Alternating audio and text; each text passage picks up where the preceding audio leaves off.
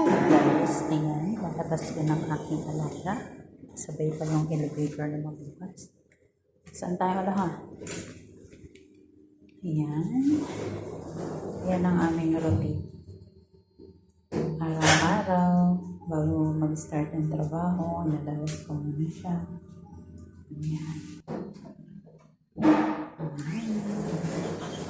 Ito yung reception area namin dito sa building. Simple lang siya.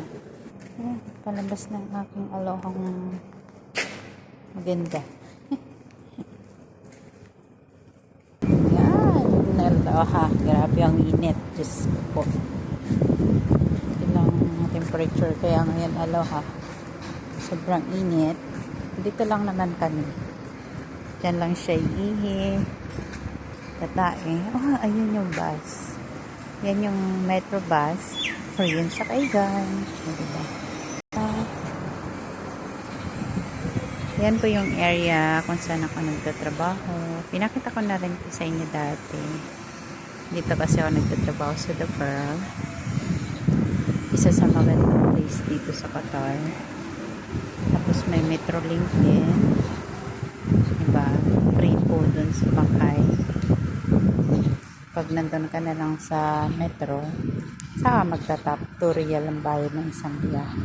Kabilang side. Diyan. O, yan. Yan pa rin siya. Diba? Kahit mainit. Grabe yung init. Sobra.